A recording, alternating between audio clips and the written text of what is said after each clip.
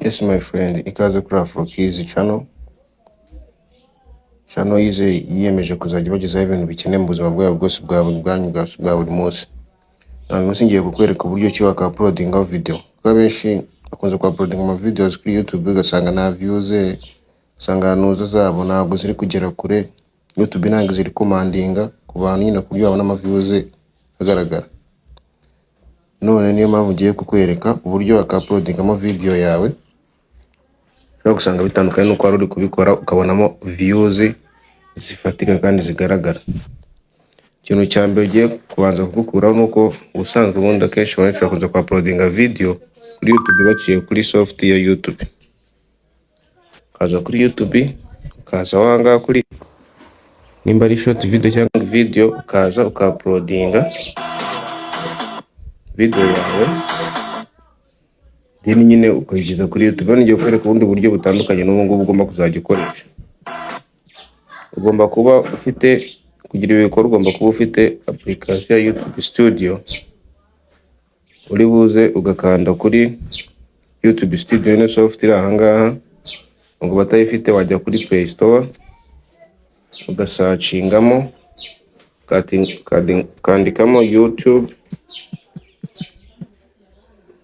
Studio.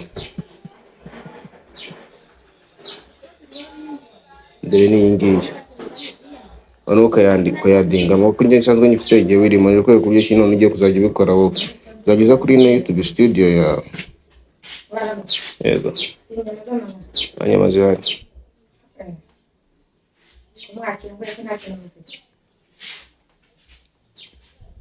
uze hano kuri YouTube Studio ifungure, then ureba hano hejuru ukamenya uko guteranya, ushyiraho video nimba ari short video cyangwa se long video. YouTube yihitiramo ndano urugero ko twa-uploadinge ino video,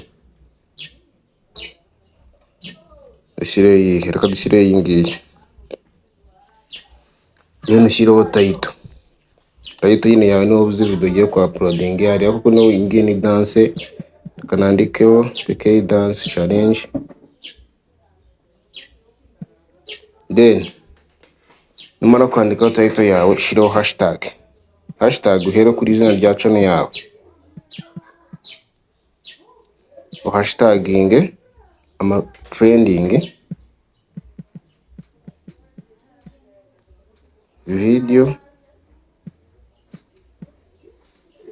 subscribe, ongera hashtaginge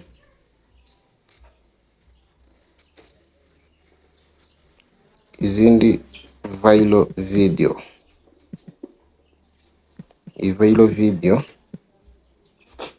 Then ibintu umara kubikora uraza kuri hano handitse visibility kuri public, idekere public no scheduling video yawe igihe yagira kuri YouTube, kandi kuri schedule uze editing igihe. Noneho uyu munsi ni 16 ushyira amasaha atandukanye nayo uriho gutwara saa 3:17 ngo tugiye gushyira wenda nka saa 6 n'urugero, saa 6 zuzuye wadinga. Noneho then